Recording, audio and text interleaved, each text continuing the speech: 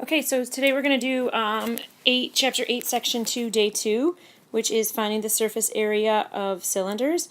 The notes are pretty short today, so it shouldn't be a big deal. So you'll be able to find the surface area of a cylinder and be able to solve real-world problems using cylinders. Okay, so surface area of a cylinder. The surface area of a cylinder is this really long formula right here, and yes, this is one that you're going to have to memorize. It's right here. It's 2 pi r squared plus 2 pi rh. So if you're looking at a cylinder like this one here, the two circles are the 2 pi r squared because the formula of a circle is pi r squared, and since you have two of them, both circles you use, that's the part of the formula you use for 2 pi r squared. Now, the 2 pi rh part, that is for the curved surface. So this is the 2 pi rh. That's to find the area of the curved surface. Okay, so that's why you add the two pieces together to get the entire cylinder. So a cylinder has a height of 15 centimeters and a radius of 4 centimeters. What is the surface area of the cylinder to the nearest tenth? Use 3.14 for an approximation for pi. So we're going to write down that big long formula, and it's really easy once you get it in your head. 2 pi r squared plus 2 pi rh, and we're just going to plug in the numbers. 2 pi, they told us to use 3.14. Our radius is 4. 4 squared plus 2 times 3.14 times our radius again, which is 4, times our height, which is 15. Okay? And then you just multiply 2 times 3.14 times 4 squared. When you multiply that, you get 100.48.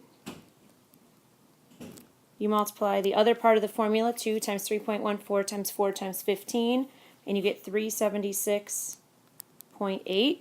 And then you add those together, and you get 477.28. And when you round that to one decimal place, you're going to get 477.3. And since it's area, it's going to be centimeters squared.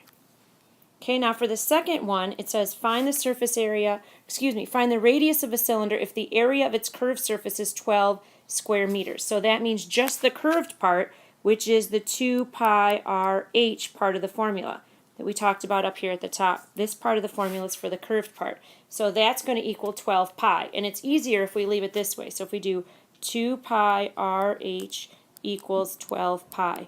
Now, we don't need the whole formula because we're only dealing with the curved section. Okay, so we plug in what we know.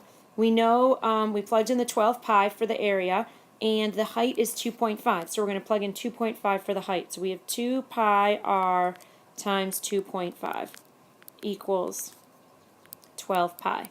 Okay, so we're going to multiply what we can. So we're going to multiply the 2 and the 2.5, and 2 times 2.5 is 5.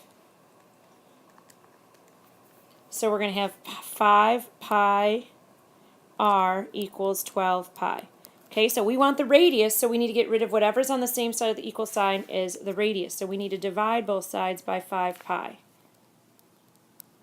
Okay, so now the 5 and the pi's are going to cancel out. Over here the pi's are going to cancel out. That's a 5, so we need to do 12 divided by 5, and of course you're allowed to use your calculator for any of these, and you're going to get 2.4, and that's meters. Now, how can we go back and check? Well, let's use the formula and plug in what we know and see if we get 12 pi. So 2 times pi times our radius was 2.5, or our radius is 2.4, times our height is 2.5, we should get 12. So let's see, 2 times 2.4 times 2.5 does give me 12, so therefore we did it correctly. Okay, so have a good night. I think shortest notes ever. See you tomorrow.